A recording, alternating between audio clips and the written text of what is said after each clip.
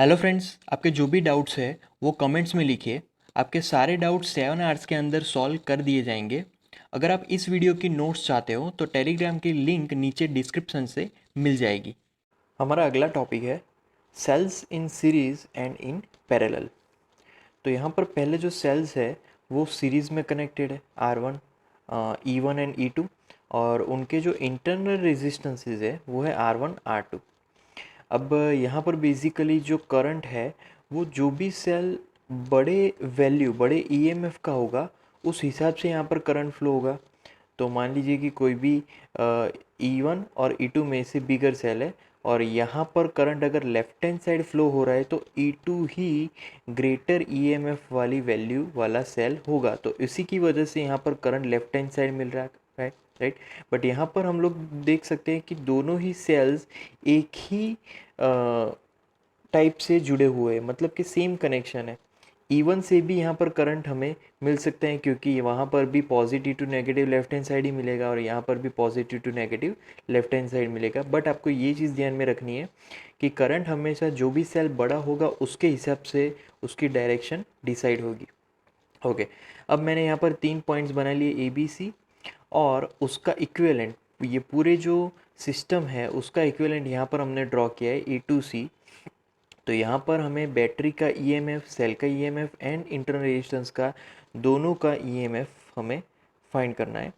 तो पहले मैं फाइंड करूँगा कि ए और बी पॉइंट के बीच मिलने वाला पोटेंशियल, राइट। तो वहाँ पर पोटेंशियल डिफरेंस हम लोग फाइंड करेंगे VAB। तो VAB is equal to potential difference मतलब कि V of A minus V of B। तो ये हो गया ए और बी पॉइंट के बीच मिलने वाला पोटेंशियल डिफरेंस। अब यहाँ पर तो दोनों के बीच बैटरी है, राइट। तो इज इक्वल टू ये एज अ टर्मिनल वोल्टेज हमें मिलेगा। तो यहाँ पर फॉर्मूला होगी, वो होगी ईएमएफ मतलब कि फर्स्ट बैटरी का ईएमएफ माइनस आई जो कि करंट है, और R1 जो कि फर्स्ट सेल का इंटरनल रेजिस्टेंस है। तो ये हो गया VAB के लिए, राइट, पोटेंशियल डिफरेंस। अब फाइंड करेंगे BC का पोटेंशियल डिफरेंस। तो VBC is equal to B और C के बीच पोटेंशियल डिफरेंस, तो वहाँ पर V of B minus V of C, right. अब इसका यहाँ पर अगेन टर्मिनल वोल्टेज की फॉर्मूला होगी, और E2 आ रहा है अब, तो E2 माइनस IR1, राइट। तो ये पोटेंशियल डिफरेंस हो जाएगा बी और सी के बीच। फिर लास्ट में हम लोग डायरेक्ट ए टू सी के बीच पोटेंशियल डिफरेंस फाइंड करेंगे। तो VAC is equal to V of A minus V of C, right, is equal to, अब यहाँ पर हम लोग ऐसा लिख सकते हैं थोड़ा सा चेंज करके कि V of A, right, bigger bracket V of A minus V of B, मतलब कि A और B के बीच का पोटेंशियल डिफरेंस, और फिर प्लस B और C के बीच का पोटेंशियल डिफरेंस, तो V of B, right, minus V of C। तो ये हमारे पास पूरी फॉर्मूला आ गई। अब यहाँ पर बेसिकली अगर हम लोग इसका समेशन करेंगे तो V ऑफ B कैंसिल हो जाएगा, राइट। बट अगर मैं यहाँ पर डायरेक्ट फार्मूला लिखूँ, मतलब कि V ऑफ A मतलब ये E1 माइनस IR1, तो यहाँ पर फार्मूला होगी is equal to E1 minus IR1 then plus E2 minus IR2। अब E वाले टर्म्स एक तरफ और दूसरे टर्म्स दूसरी तरफ रख देते हैं, तो इज इक्वल टू, अब ये फार्मूला हो गई E1 plus E2 minus common आई भी कॉमन हो जाएगा, right, bracket R1 plus R2, right. तो ये फॉर्मूला हमें मिलेगी यहाँ पर A और C के बीच मिलने वाला पोटेंशियल डिफरेंस।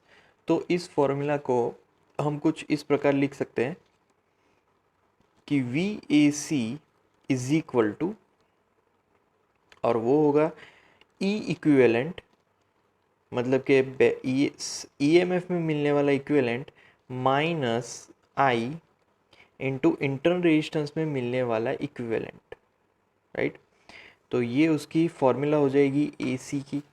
अब मान लीजिए कंपेयर करें, तो कंपैरिजन में यहाँ पर E इक्विवेलेंट अगर मैं लिखना चाहूँ तो E इक्विवेलेंट आएगा जितने भी सेल्स कनेक्टेड थे उन सबका समेशन, राइट। और R इक्विवेलेंट की अगर फॉर्मूला लिखे तो R इक्विवेलेंट, तो जितने भी इंटरनल रेजिस्टेंस थे उन सबका समेशन R1 प्लस R2। तो ये हो गए E इक्विवेलेंट और R इक्विवेलेंट, राइट। अब यहाँ पर दूसरी कंडीशन अगर हम लोग फाइंड आउट करें कि मान लीजिए कि हमारा जो VBC है, इस for example VBC is equal to -E2 minus IR2, क्योंकि ऐसी पॉसिबिलिटीज़ हो सकती है। अब ऐसी पॉसिबिलिटी कब होगी, तो जब हम लोग किसी एक सेल का टर्मिनल उल्टा दे, मतलब कि यहाँ पर तो हम लोग देख सकते हैं कि भाई नेगेटिव के साथ पॉजिटिव एंड फिर आगे कनेक्शन हमें कंटिन्यू है। बट अगर मैं E2 के टर्मिनल्स को पलटा दूँ, मतलब कि यहाँ पर नेगेटिव आए और यहाँ पर पॉजिटिव आए, तो फिर हमें VBC कुछ इस इक्वेशन का मिलेगा, राइट, जो मैंने यहाँ पर लिखा है। तो तब हमारा जो E इक्विवेलेंट की फॉर्मूला होगी, उसकी फॉर्मूला कुछ ऐसी होगी कि E equivalent is equal to E1 minus E2, क्योंकि तब यहाँ पर अपोजिट कनेक्शन होंगे दोनों ही सेल्स के बीच, तो इसीलिए वहाँ पर तब सब्ट्रैक्शंस आ जाएगा, राइट।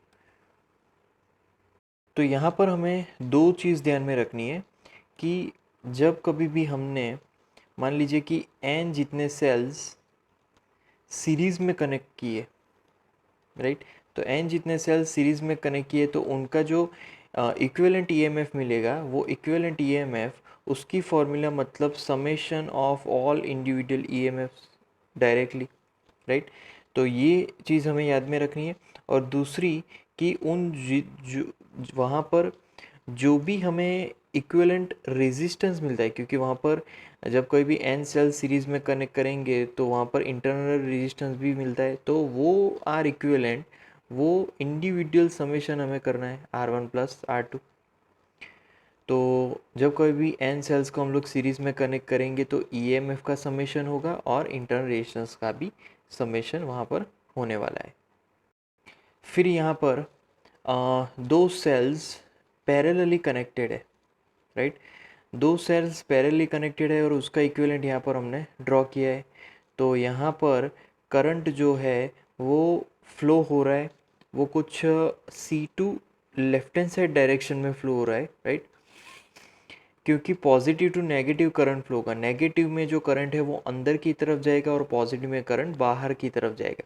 तो ऑब्वियसली करंट यहाँ से टोटल करंट जो है I है, और आगे जाके दो ब्रांचेस में वो डिस्ट्रीब्यूट हो रहा है, डिवाइड हो रहा है, तो एक में I1 है और दूसरे में I2 है, राइट। तो ये जो करंट है वो मिक्सचर है टोटल करंट का। तो यहाँ पर फॉर्मूला हम लोग स्टार्ट करेंगे वहाँ से, total current I is equal to sum of individual current I1 plus I2, right. तो अब यहाँ पर मैं B1 और B2 दोनों के बीच का पोटेंशियल डिफरेंस फाइंड करूँगा। तो B1 and B2 potential difference, तो V is equal to V of B1, right, minus V of B2। अब इसका यहाँ पर simplification is equal to E1 minus IR1। अगर हम लोग ऊपर से कनेक्शन को देखें तो ये फॉर्मूला होगी E1 minus I1 R1, right, क्योंकि यहाँ पर तो करंट्स भी अलग अलग है, तो यहाँ पर I1 R1 आ जाएगा। अब मान लीजिए कि अगर हम लोग नीचे से जाते हैं तो वही चीज़ हमें दूसरी फार्मूला में मिलेगी, सेम चीज़ हमें मिलेगी।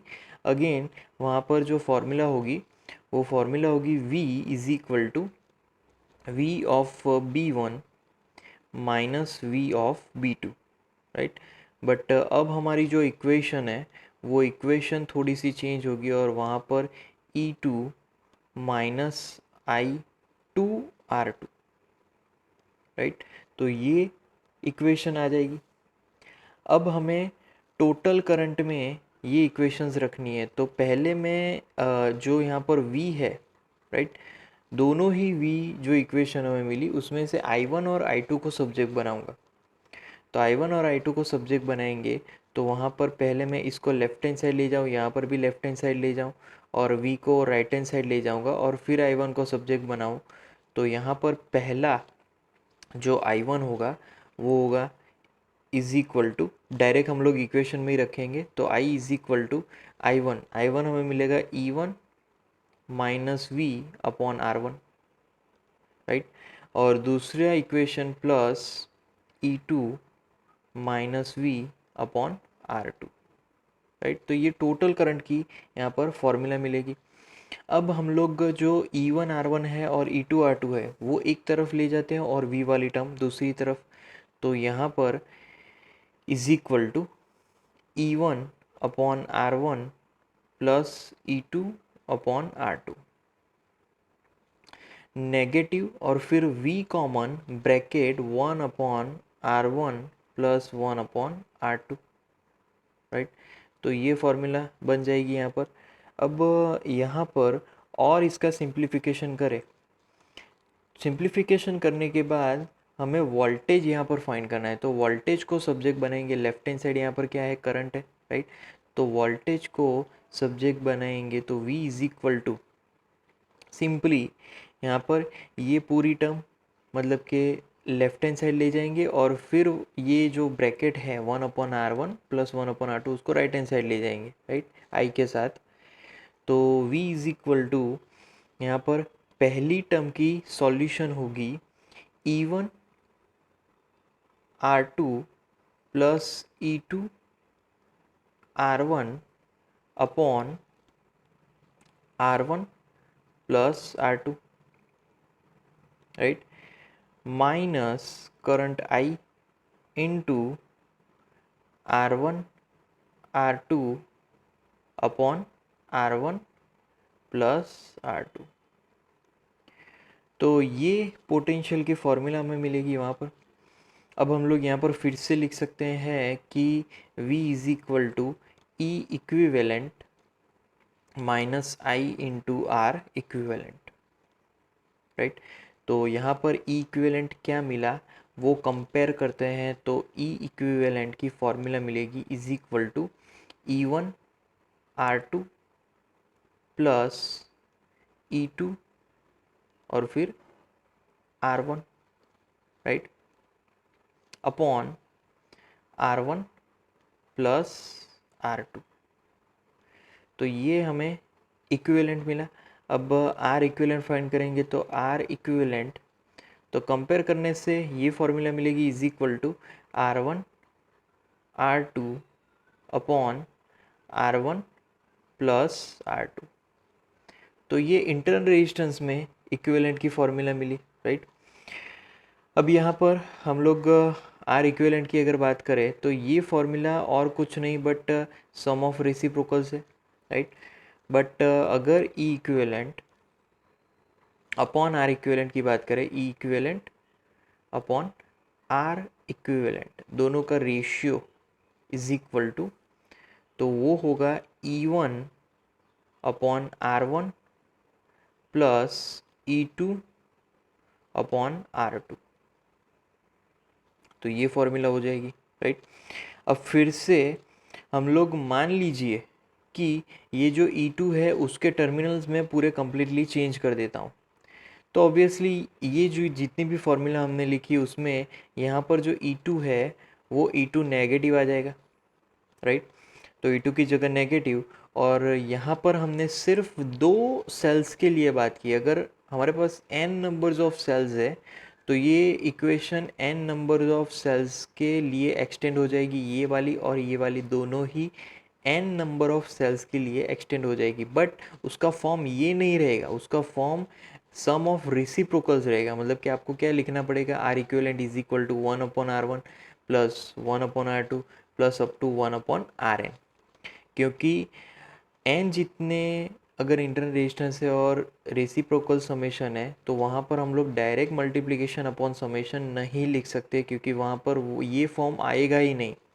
ये चीज़ सिर्फ दो रेजिस्टेंस पैरेलली कनेक्टेड होते हैं तभी ये पॉसिबल है, अदरवाइज आपको सारे इंडिविजुअल रेजिस्टेंस के रेसिप्रोकल्स का समेशन लिखना होगा। ना नेक्स्ट टॉपिक है किरचॉफ्स रूल्स। तो बेसिकली किरचॉफ्स के दो रूल्स हैं, right, two rules are there. अब जो पहला रूल है, राइट, वो बेसिकली करंट के फॉर्म में है, मतलब कि करंट के लिए। और जो दूसरा रूल है वो बेसिकली पोटेंशियल के लिए है, पोटेंशियल डिफरेंस के लिए है, ऐसा हम लोग ले सकते हैं, पोटेंशियल डिफरेंस। तो फर्स्ट रूल में करंट इम्पॉर्टेंट है और सेकेंड रूल में पोटेंशियल डिफरेंस इम्पॉर्टेंट है। देख लेते हैं दोनों ही रूल। तो पहला जो लॉ है वो करंट के फॉर्म में था, उसको हम लोग बोलते हैं जंक्शन लॉ, राइट। अब जंक्शन पहले तो क्या है, तो ये चीज़ जानने के लिए हम लोग सर्किट पे चलते हैं। तो यहाँ पर तीन वायर से एक पॉइंट पे इंटरसेक्शन होगा, उस पॉइंट को हम लोग जंक्शन बोलते हैं। जैसे कि यहाँ पर ए पॉइंट है और यहाँ पर डी पॉइंट है, तो ए पॉइंट में तीन वायर यहाँ पर कनेक्ट हो रहे हैं, इंटरसेक्ट हो रहे हैं, डी पॉइंट पे भी तीन वायर इंटरसेक्ट हो रहे हैं, राइट। तो वो हमारे जंक्शन पॉइंट्स हैं, राइट। तो जंक्शन पॉइंट पे जितने भी चार्ज एंटर कर रहे हैं उतने ही एग्जिट करेंगे, सिंपल जंक्शन लॉ है ये। जितने चार्ज यहाँ पर एंटर होंगे उतने ही एग्जिट होने वाले। तो ओवरऑल अगर मैं इस रूल को एक इक्वेशन में सम अप करूँ तो simple sigma I is equal to zero, मतलब कि summation of algebraic summation of all individual current will be zero. जितना करंट एंटर होगा उतना एग्जिट हो जाएगा, जितना एंटर होगा उतना ही एग्जिट हो जाएगा, राइट, चाहे कैसे भी। तो उस हिसाब से यहाँ पर जंक्शन लॉ को दिखाया है। अब मान लीजिए कि जो भी करंट एंटर कर रहा है, मतलब एंटर करंट, उसको हमें वैल्यू जो है करंट की, जो साइन है वो पॉजिटिव लेनी है, जो करंट एंटर कर रहा है। और जो करंट एग्जिट कर रहा है उस करंट की जो साइन है वो हमें नेगेटिव लेनी है। तो यही रूल जंक्शन लॉ यहाँ पर दिखाता है। फिर उसके बाद है लूप लॉ। ये हमारा सेकेंड लॉ है बेसिकली, पोटेंशियल डिफरेंस वाला, राइट। तो यहाँ पर हमें एक चीज़ ध्यान में रखनी है कि मान लीजिए कि हम A2H2D गए, राइट, A2H2D। तो A2H अगर गए और मेरी डायरेक्शन वही करंट की डायरेक्शन है, तो फिर मुझे वहाँ पर क्या लेना है, तो वो हमें नेगेटिव वैल्यू लेना है। तो इस फॉर एग्जांपल मैं यहाँ पर आपको एक पर्टिकुलर एक लूप ही बना कर देता हूँ। तो मान लीजिए कि हम एक लूप को फॉलो करते हैं और वो है A B C D E F G A। ये ए से स्टार्ट किया था, ए से हमने एंड कर दिया, राइट। तो मैं यहाँ पर एक लूप को यहाँ पर समझा रहा हूँ, बराबर आपको ध्यान से समझना है। तो पहले हम लोग जा रहे हैं ए टू बी। तो अगर ए टू बी जा रहा हूँ और बीच में रेजिस्टेंस है, तो वहाँ पर हमें करंट की डायरेक्शन देखनी है। तो ए टू बी में मैं जा रहा हूँ, उसके ऑपोजिट करंट की डायरेक्शन है, तो वहाँ पर पॉजिटिव लेना है। बट सर्किट की जो शुरुआत है उसमें अगर पहला जो पॉइंट है उसका पोटेंशियल से हमें स्टार्ट करना है, मतलब कि वी ए लिख लेना है। तो ए पॉइंट पे मिलने वाला पोटेंशियल। अब हम लोग जाएंगे ए टू बी। तो मेरी डायरेक्शन करंट की डायरेक्शन के ऑपोजिट है, तो वहाँ पर मुझे ऐड करना है, राइट। तो वहाँ पर I3 मतलब कि करंट इंटू रेजिस्टेंस, तो ये पोटेंशियल मिल गया I इंटू आर। फिर आगे जाएंगे B2C, अगेन करंट तो ऑपोजिट डायरेक्शन में ही है, तो वहाँ पर मुझे पॉजिटिव ऐड करना है। करंट I3 ही है क्योंकि सीरीज़ कनेक्शन है, करंट सेम होगा। और रेजिस्टेंस कितना है 1, राइट। फिर मैं आगे बढ़ रहा हूँ C, बैटरी आई। अब हमें देखना है कि हम लोग जो डायरेक्शन में जा रहे हैं उस डायरेक्शन में बैटरी का जो लास्ट टर्मिनल है वो कौन सा है। तो यहाँ पर बैटरी का लास्ट टर्मिनल नेगेटिव है, तो वहाँ पर उसी की साइन आएगी -45, राइट। फिर आगे बढ़ेंगे D2E जा रहा है, राइट। बट D2E जाएंगे तो वहाँ पर करंट हमें अगेन अपोजिट डायरेक्शन में मिल रहा है, अपोजिट डायरेक्शन में, तो वहाँ पर अगेन समेशन, राइट। करंट अगर सेम डायरेक्शन में जाता है जो आपकी ट्रैवलिंग डायरेक्शन है, तो वहाँ पर आपको नेगेटिव लेना है, बट यहाँ पर अगेन ऑपोजिट है, राइट। तो वहाँ पर positive, positive I2 into 20, right, IR।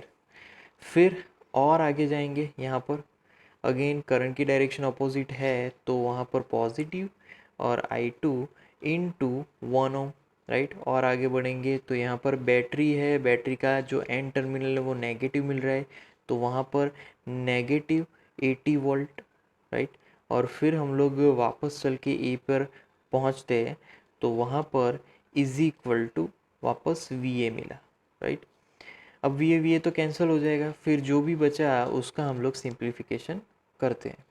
तो ये था हमारे किरचॉफ का सेकेंड लॉ, उसको हम लोग बोलते हैं लूप लॉ।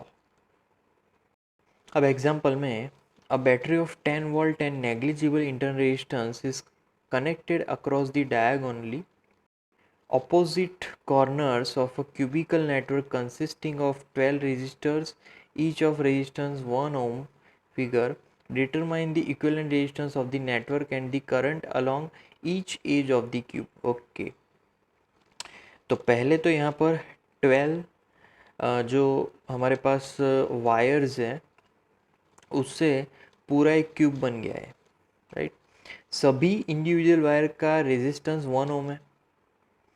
अब हमें यहाँ पर इक्विवेलेंट रेजिस्टेंस फाइंड करना है, राइट। और सबके करंट फाइंड करने हैं कि एक एक पर्टिकुलर वायर में से कितना करंट फ्लो होने वाला है।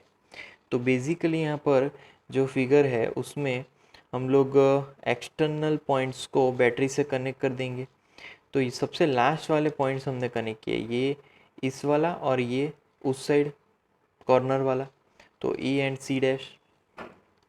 तो एक्सटर्नल बैटरी है 10 वोल्ट, तो बैटरी सर्किट में कुछ करंट प्रोवाइड करेगी। तो यहाँ से पहले से ही मैं 3I जितना करंट मान लीजिए कि प्रोवाइड हो रहा है, तो आगे जाके उसके 3 पार्ट्स डिस्ट्रीब्यूट होंगे, एक I, दूसरा I, तीसरा I, क्योंकि रेजिस्टेंस सेम है तो तीनों में इक्वली करंट डिवाइड होगा, राइट। तो 1 ओम 1 ओम 1 ओम उसमें करंट I फ्लो हो रहा है। अब आगे जाके जो करंट है उसके अगेन 2 पार्ट्स मिल रहे हैं यहाँ पर I/2 फिर ये भी करंट आगे गया, उसके भी 2 पार्ट्स होंगे I/2 ये भी करंट आगे गया, उसके भी 2 पार्ट्स होंगे I/2 and another is this one I/2, right. और उसके बाद ये जो I/2 है वो आगे बढ़ा, ये I/2 और ये पीछे वाला I/2 दोनों आगे मिलके फिर से I बनाएंगे। यहाँ पर भी ये ये I/2 आगे जाके फिर से I बनाएंगे, यहाँ पर भी ये I/2 आगे जाके फिर से I बनाएंगे। तो यहाँ पर तीनों फिर से I मिले हमें करंट, तीनों I करंट आगे जाके एडअप होके 3I बनाते हैं, राइट, और सर्किट कंप्लीट हो जाती है। तो यहाँ पर जितना करंट हम लोग देते हैं उतना करंट हमें मिलना चाहिए, इसका मतलब ये हुआ सर्किट हमारे पास कंप्लीट फिक्स है। ओके, अब हम लोग यहाँ पर एक पर्टिकुलर क्लोज लूप लेंगे, राइट, क्योंकि हमें इंटरनल इक्विवेलेंट रेजिस्टेंस हमें फाइंड करना है। तो उसके लिए हमें एक क्लोज लूप लेना है, कोई भी क्लोज लूप आप ले सकते हो, right. A to A dash to B dash to C dash to फिर वापस A पे पहुंच सकते हो, राइट। तो यहाँ पर हम लोग वो क्लोज लूप लेंगे। तो starting with that close loop formula, right, तो वो होगी A टू A डैश, फिर जाएंगे B dash to C dash और बाहर से E से निकल कर वापस A पर पहुंच जाएंगे, राइट। तो ये लूप हम लोग लेने वाले हैं। अब यहाँ पर सर्किट स्टार्ट करते हैं, तो वहाँ पर पहला जो पॉइंट है उसका पोटेंशियल पहले तो लिख लेना है, राइट। फिर A टू A डैश जा रहा है, तो A टू A डैश में जो करंट है वही हमारी डायरेक्शन है। अगर सेम डायरेक्शन में जा रहे हो तो नेगेटिव आएगा, राइट। तो नेगेटिव I इंटू R कितना है 1 ओम, राइट। फिर आगे बढ़ेंगे A dash to B dash, again same direction, मेरी डायरेक्शन, दोनों करंट, तो दोनों की डायरेक्शन सेम है तो इसलिए नेगेटिव, तो वहाँ पर हाफ करंट है इनटू रेजिस्टेंस वही है 1। फिर हम लोग आगे बढ़ रहे हैं B dash to C dash. तो B dash to C dash same direction current की डायरेक्शन, तो वहाँ पर नेगेटिव राइट आई इंटू 1। फिर और आगे बढ़ रहे हैं सी डैश से बाहर निकलकर बीच में ईएमएफ आया राइट। ईएमएफ का पॉजिटिव टर्मिनल लास्ट में आ रहा है, तो वहाँ पर एडिशन की साइन राइट। और ईएमएफ की वैल्यू कितनी है 10 वोल्ट है। और फिर हम लोग ए पे वापस पहुंच गए। तो ए पे अगर वापस पहुंच गए तो वहाँ पर इज इक्वल टू आपको वी ए वापस लिखना है, और फिर वी ए कैंसिल हो जाएगा। तो इसका अगर मैं सिंप्लीफाई करूँ तो ये माइनस आई 2i होंगे, -2i-i/2, तो वो टोटल होंगे -5i/2 + 10 = 0 राइट। तो ये फॉर्मूला होगी। अब इस फॉर्मूला में हम लोग क्या करेंगे कि जो 10 है वो तो ईएमएफ है, तो उसको एज इट इज़ ई रखेंगे और ईएमएफ को सब्जेक्ट बना देते हैं राइट। तो ये राइट हैंड साइड ले जाते हैं और 10 की जगह पे मैं ई लिखता हूँ। तो अब फॉर्मूला हो जाएगी E = 5i/2। ओके, तो ये हमारी फॉर्मूला है। अब मान लीजिए कि हम इस सर्किट का जो इक्विवेलेंट रेजिस्टेंस है उसको मैं एज्यूम करता हूँ आर इक्विवेलेंट राइट। तो नेटवर्क का आर इक्विवेलेंट, तो अब मैं क्या करूँगा कि वहाँ पर भी direct A to C dash जो लूप है वो लूँगा। तो लूप क्या बनेगी, तो A to C dash to E to A direct बनेगी।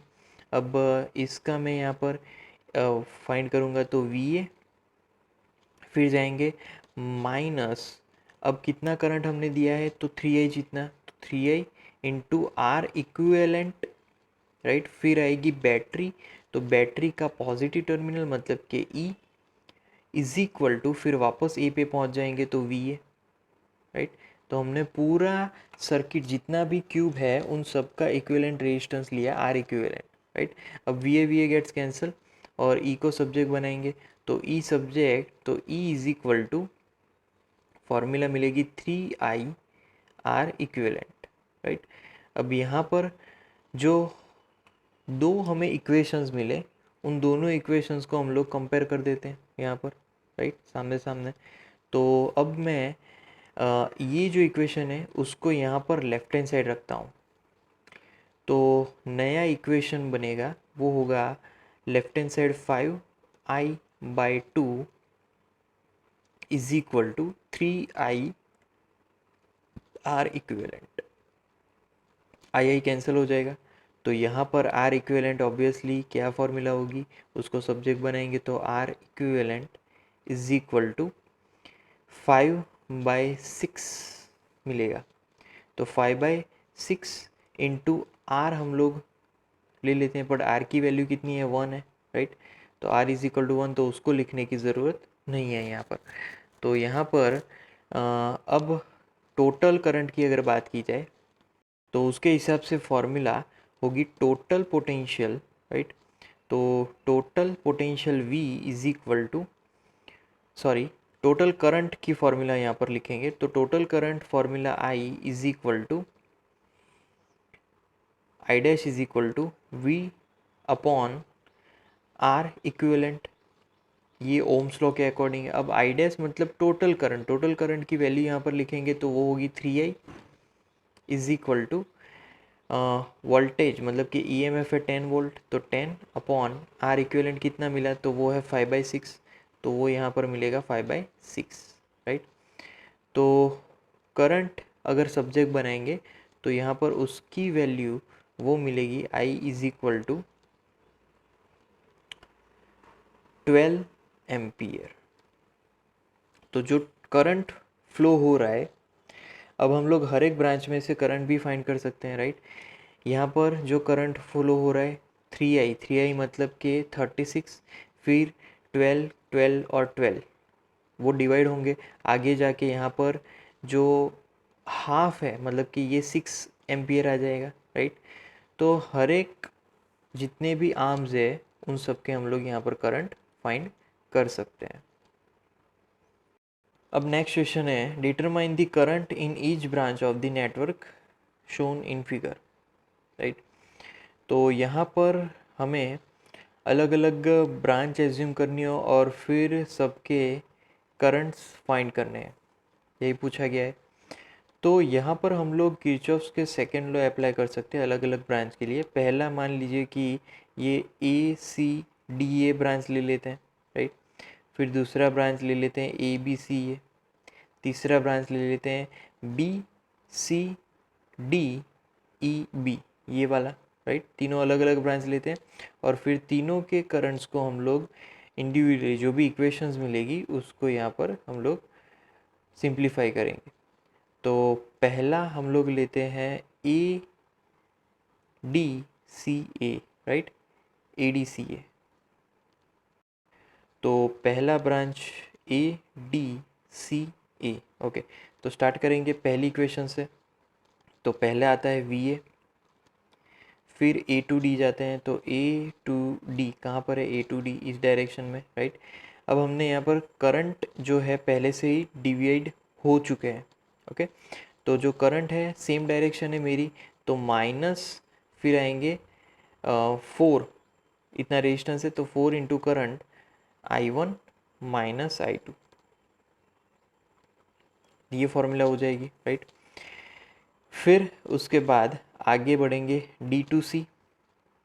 तो D2C ऑपोजिट है यहाँ पर करंट की डायरेक्शन, तो वहाँ पर पॉजिटिव, फिर 2 into I2 plus I3 minus I1, right, ये इक्वेशन आ जाएगी। और फिर C2A सेम डायरेक्शन है तो वहाँ पर नेगेटिव 1 इंटू I1, और फिर वहाँ पर बैटरी भी है, बैटरी है पॉजिटिव, तो positive 10 volt, right, is equal to 0। तो ये इक्वेशन आ जाएगी ADCA। अब इसको अगर सिंप्लीफाई करें तो सिंप्लीफिकेशन में VA गेट्स कैंसल्ड, राइट। यहाँ पर भी VA आएगा तो VA कैंसिल हो गया, इसीलिए राइट हैंड साइड 0 आया। अब इसको कैलकुलेट करेंगे तो 7I1 minus 6I2 minus 2I3 is equal to 0। तो ये हमारी फर्स्ट इक्वेशन होगी, राइट। अब हम लोग second equation, second loop find out करेंगे। तो सेकेंड लूप यहाँ पर लेंगे ए बी सी ए। तो स्टार्ट करेंगे वी ए से, फिर ए टू बी जाएंगे, A to B same direction, so negative 4 into I2।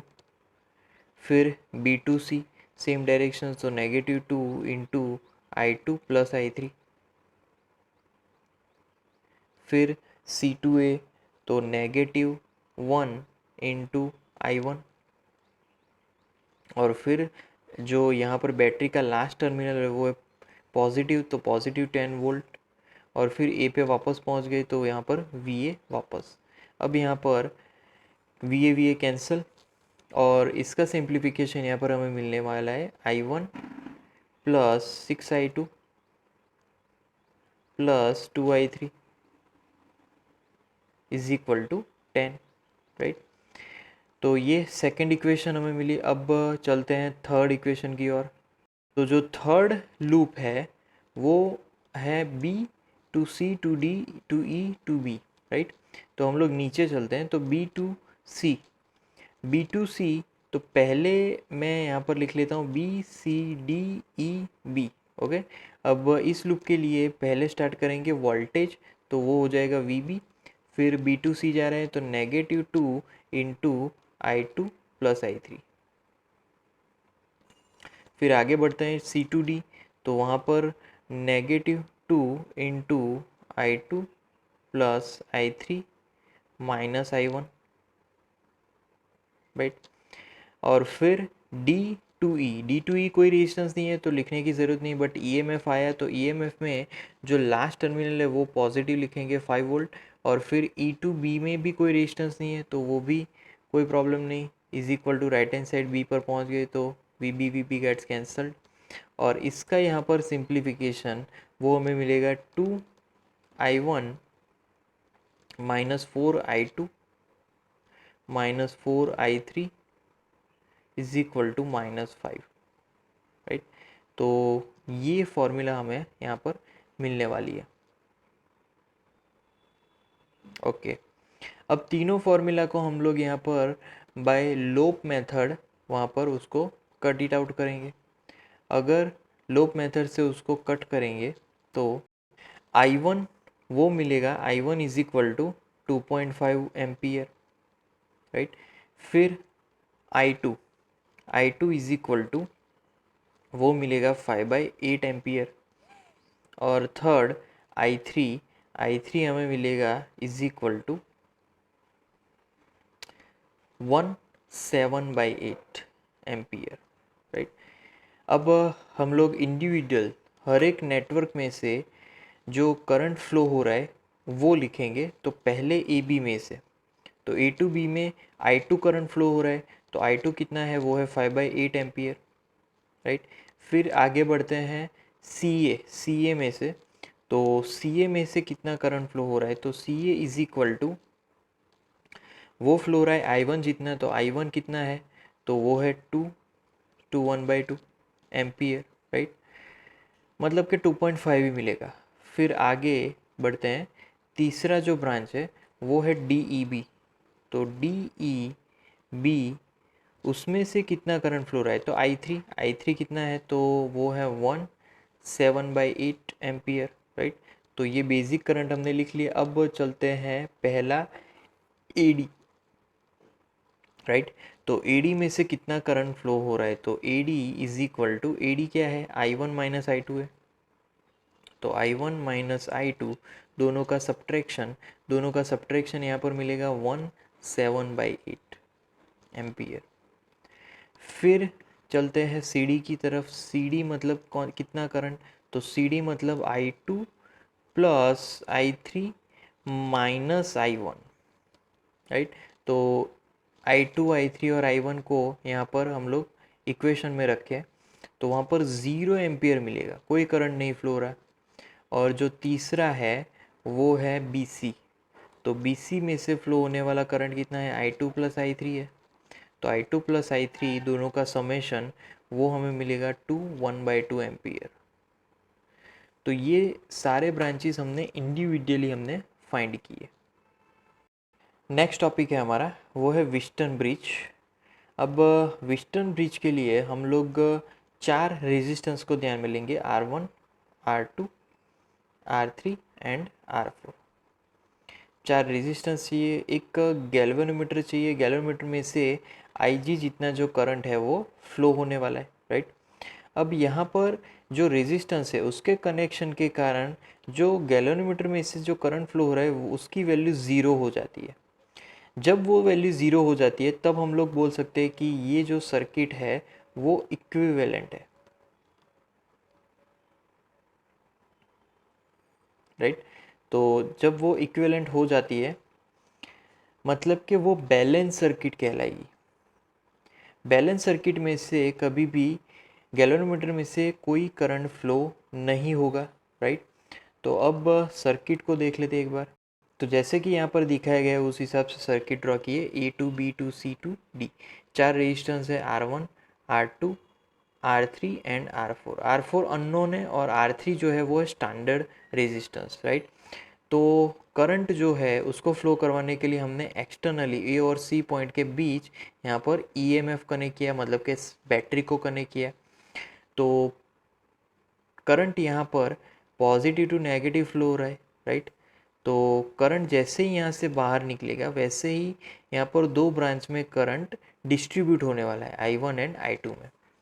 फिर आगे जाके ये बैलेंस कंडीशन होगी तो गैल्वेनोमीटर में से कोई करंट फ्लो नहीं होने वाला, वो करंट डायरेक्टली आगे बढ़ेगा, यहाँ पर भी करंट डायरेक्टली आगे बढ़ेगा, और फिर C से वापस हमें करंट यहाँ पर नेगेटिव में जाता हुआ दिखेगा। तो अगर G में से कोई करंट फ्लो नहीं हो रहा है तो तब की कंडीशन मैंने जैसे बताई कि ये बैलेंस्ड ब्रिज हो जाएगा। तो कैलोमीटर में से कोई करंट नहीं, राइट। इसीलिए जितना भी यहाँ पर टोटल करंट I2 है वो सारा करंट यहाँ पर I4 बन जाएगा, और जितना भी यहाँ पर जो करंट है I1 वो सारा ही करंट I3 हो जाएगा, राइट। अब हम लोग किरचॉफ्स लॉ अप्लाई करेंगे, क्योंकि हमें रिलेशन फाइंड करना है करंट और रेजिस्टेंस के बीच। तो पहले मैं यहाँ पर लूप लूँगा, वो है ADBA। तो ये हमारी पहली लूप है ADBA। स्टार्ट करेंगे पहले VA से, फिर A to D, राइट। तो A to D जाएंगे, वहाँ पर फॉर्मूला होगी I1 माइनस I1 R1। फिर D to B कुछ नहीं है, B to A वापस आएंगे तो अगेन यहाँ पर positive I2 R2 is equal to A पर वापस आ गए तो VA गेट्स कैंसल। अब इसका अगर सिंप्लीफिकेशन लिखें तो ये सिंप्लीफिकेशन क्या आएगा, I1 upon I2 is equal to R2 upon R1। इसको हम लोग फर्स्ट इक्वेशन बोल देते हैं, राइट। अब किरचॉफ के सेकेंड लॉ के लिए मैं यहाँ पर दूसरा D to C to B to D ये ब्रांच ले लेते हैं। तो D to C to B to D, right.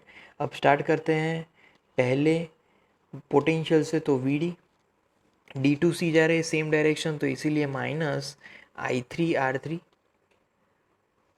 फिर C टू B भी जा रहे हैं, plus I4 R4 is equal to VD, right. तो VD गेट्स कैंसल्ड आउट। तो यहाँ पर ये जो टर्म्स है वो हमें मिलेगी I3 अपॉन I4। तो I3 upon I4 is equal to R4 upon R3 आ जाएगा, राइट। बट I3 और I4 क्या है, तो I3 और I4 दोनों I1 एंड I2 ही है। तो यहाँ पर उसकी जगह पर हम लोग और is equal to I1 I2 लिख सकते हैं। ये हमारा सेकेंड इक्वेशन है। अब ये जो रेजिस्टेंसेस है वो हम लोग कंपेयर कर सकते हैं, क्योंकि जो हमारे I1 अपॉन I2 है वो सेम है यहाँ पर। तो रेजिस्टेंस को यहाँ पर कंपेयर करेंगे तो वो आ जाएंगे R2 upon R1 is equal to R4 upon R3, right. तो ये बैलेंस्ड कंडीशन के लिए व्हिटन ब्रिज का हम लोग बोल सकते हैं कि ये एक कंडीशन है। अगर ये कंडीशन फुलफिल हो गई तो हमारी जो सर्किट है वो मीटर ब्रिज वाली सर्किट है, और तब उसमें से गैल्वेनोमीटर में से फ्लो नहीं होगा। मतलब कि यहाँ पर आप कुछ भी रख लो, उसका यहाँ पर कोई इम्पोर्टेंस नहीं होने वाला है, राइट।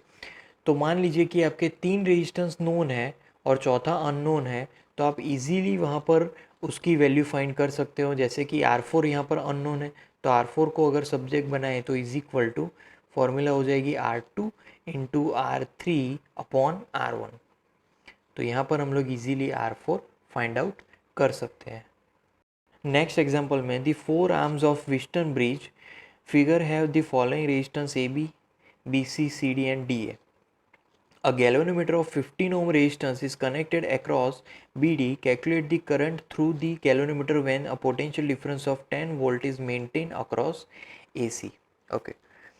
तो यहाँ पर जैसे हमने यहाँ पर पढ़ा व्हिटन ब्रिज, वैसे ही सर्किट दी गई है, राइट।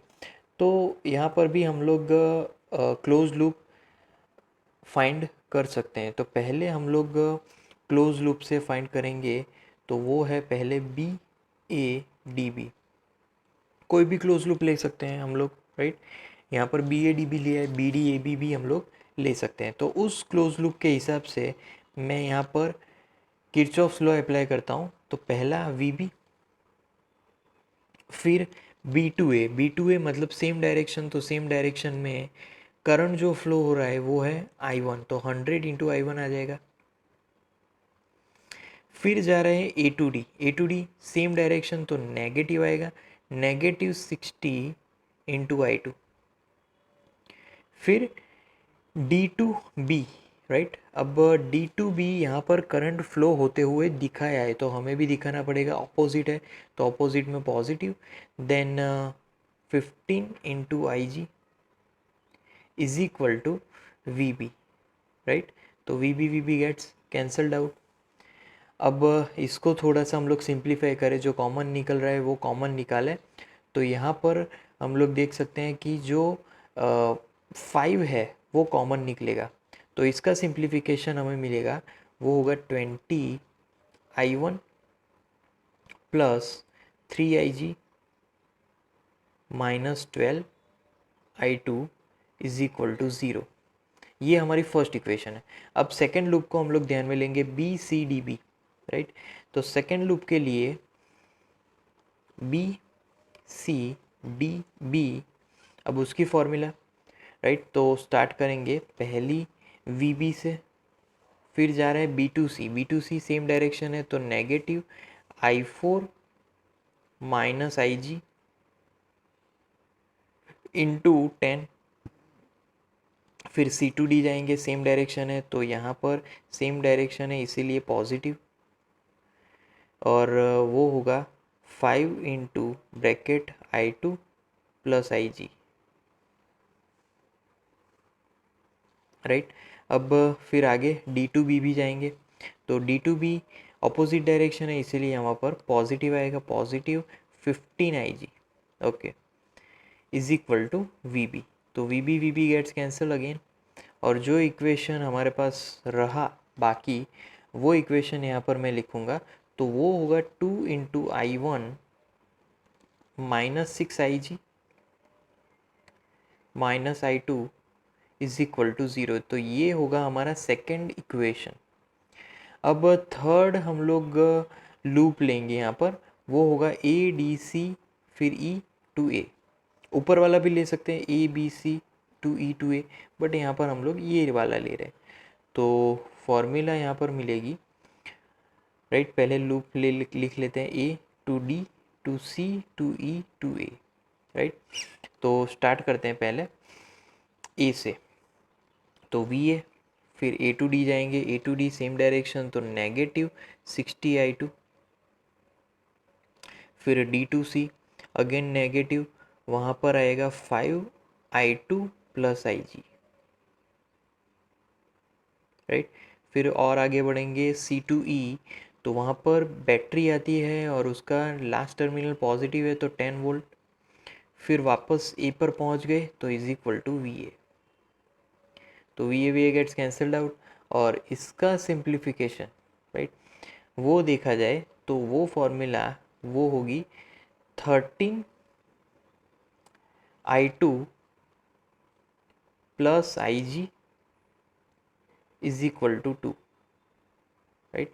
तो 13I2 plus IG is equal to 2। अब यहाँ पर इक्वेशंस जो है, राइट, मतलब ये सेकंड जो इक्वेशन है उसको हम लोग 10 से मल्टीप्लाई करेंगे, और फर्स्ट और सेकंड मतलब कि फर्स्ट और सेकंड दोनों को सिंप्लीफाई करेंगे, राइट।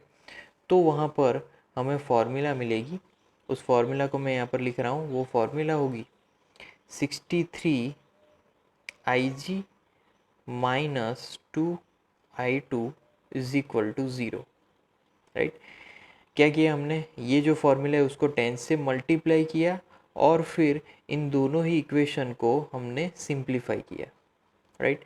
तो यहाँ पर और सिंप्लीफिकेशन हमें मिलेगा, वो होगा I2 is equal to 31.50 into IG, 31.50 into IG। अब ये जो I2 की वैल्यू है उसको हम लोग, जो थर्ड इक्वेशन हमें मिला, कौन सा है थर्ड इक्वेशन, ये वाला ही है, राइट, इसमें रखेंगे, राइट। तो डायरेक्ट हमें IG मिल जाएगा। तो वैल्यूज़ को रखते हैं पहले, तो तब हमें मिलेगा 13 into 31.5 into IG plus IG is equal to 2, right. तो यहाँ पर उसका सिंप्लीफिकेशन वो होगा 410.5 into IG is equal to 2, और IG को सब्जेक्ट बनाएंगे तो IG इज इक्वल टू, यहाँ पर 410 है, राइट। तो 410, तो I G is equal to 4.87 milli ampere, ये हमारा फाइनल आंसर होगा। मतलब कि गैल्वेनोमीटर में से 4.87 मिली एम्पियर जितना करंट फ्लो होगा।